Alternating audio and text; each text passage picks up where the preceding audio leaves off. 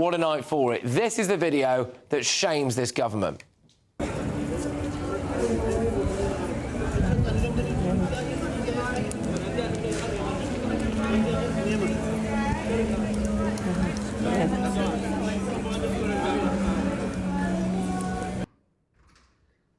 An illegal migrant, a convicted child sex offender, a danger to us all, prowling the streets, having been released by mistake. This Ethiopian illegal was in Britain for just a few days when he went on a sex crime spree. Here's what we know so far. So Hadush Kabatu was sentenced to just 12 months in prison for sexually assaulting a woman and a 14-year-old schoolgirl. He was sent to HMP Chelmsford and he was due to be moved to an immigration detention centre set for deportation. Now, he was released because of a mix-up with his paperwork. A prison officer has now been suspended. His victims and their families were not told that he'd been released.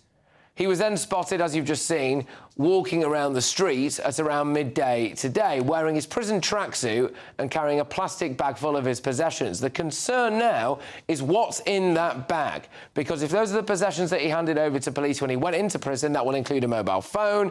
Also, when you are released, you are given an amount of money, which we believe is somewhere in the region of £85. That could well have bought his train ticket to London. We now know he is in London because in the last few minutes, we have had a statement from the Deputy Prime Minister and Justice Minister David Lammy confirming that. Look, this is really as bad as it gets. I mean, this is obviously no laughing matter, but I want to play you something now from a very well-known comedy show, because the point is that we used to think this level of sheer incompetence was beyond parody. Last month, the notorious paedophile Sidney Cook was blasted into space to spend the rest of his life aboard a one-man prison vessel, posing no further threat to children on Earth. But it was revealed that an 8-year-old boy was also placed on board by mistake and is now trapped alone in space with the monster. A spokesman said, "This is the one thing we didn't want to happen." You couldn't make it up, could you? It's been done. It's a comedy sketch. We're living in a really morbid comedy sketch. And yet here we are. You know, I was originally going to talk about this at 10 p.m. I'd written this before this guy got released by mistake. The Sudanese Channel migrant who stabbed a migrant hotel worker to death at a railway station. He stabbed her 23 times with a screwdriver. She was a mother of one. He was then filmed dancing in the street after he killed her.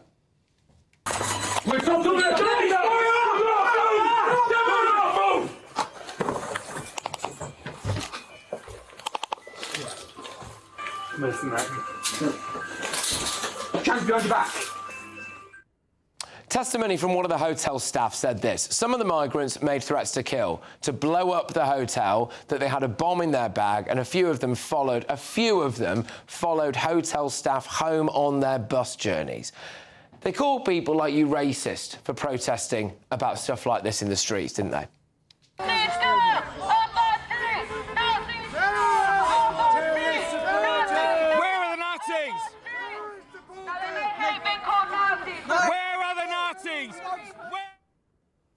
There they are, just calling everyone Nazis. Oh, you're a Nazi for caring about stuff like this. Of course, this government said they were getting tough.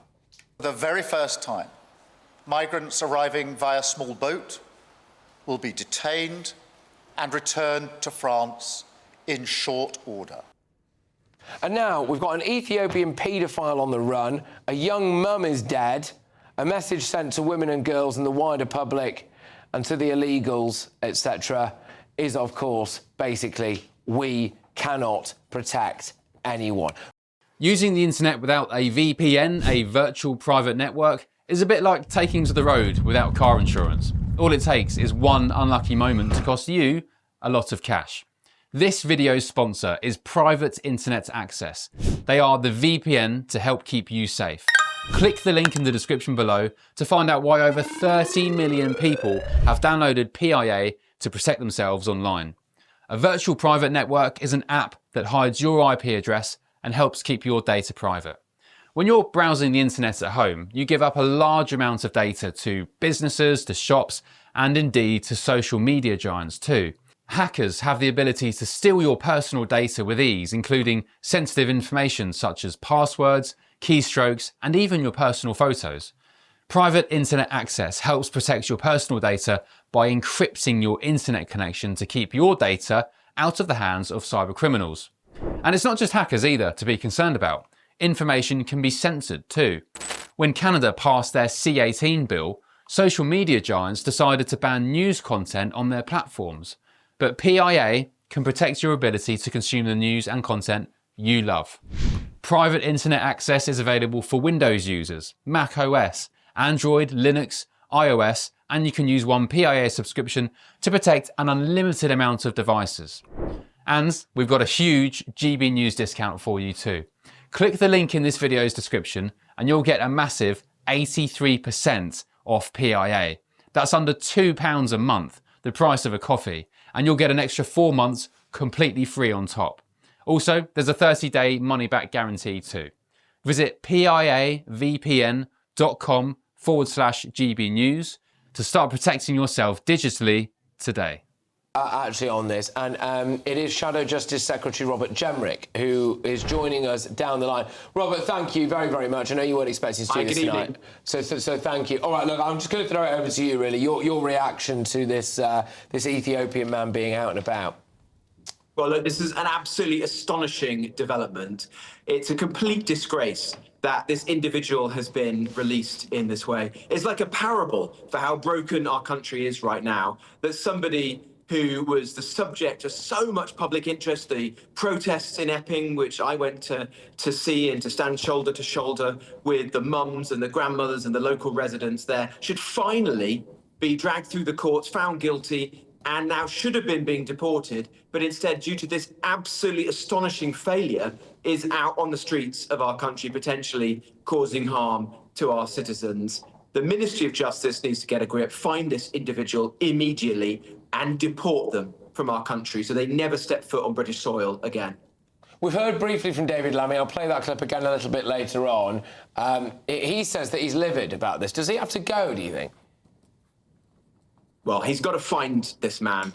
And it is just beggars belief that this has happened. I mean, I cannot understand the level of incompetence that lies behind this. So task 1, get this man. Task 2, get him deported. And then 3, come to Parliament on Monday and explain how this has happened, who is going to be held to account. And if he can't, then, look, David Lammy has to consider his own position. But the task before him at the moment is to find this dangerous man and get him out of our country as quickly as possible. Yeah, I mean, like we said, it does really beg a belief. It needs an urgent inquiry as well. And my concern, and a lot of people's concerns, is what message this sends, especially to women and girls, because it's been a catastrophic week for this government when it comes to the grooming gang inquiry. We hear the breaking news before I came on air, Mr. Jenrick, was that there's going to be 9,000 potential grooming gang cases now opened in London alone by the Metropolitan Police. That is, of course, after Sadiq Khan claims to not really know anything about any of them. And now we've got this. I mean, the threat level to women and girls in this country is pretty vast, I think. It really is. Look, it really is. And it's on so many different levels.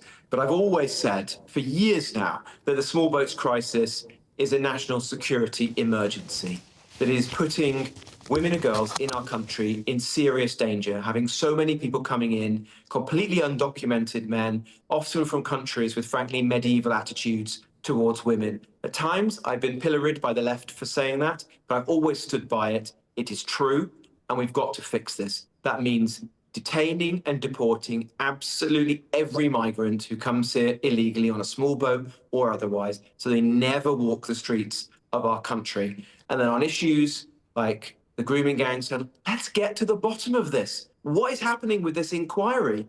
It's a disgrace that Starmer was dragged kicking and screaming into having it, and now 4 or 5 months later, nothing is going on. In fact, he's tried to manipulate it, to sabotage it, and he's been called out by the fact that the candidates for the top job and so many of the survivors on the panel have walked away. They've got to get this inquiry up and running so we get justice and some answers for the victims. All right, Robert, thank you very, very much. Like I said, I know that you're out and about tonight. We're not expecting, well, none of us are expecting this to happen, were we? But thank you, and all the very best. Robert Jenrick there, Shadow Justice Minister.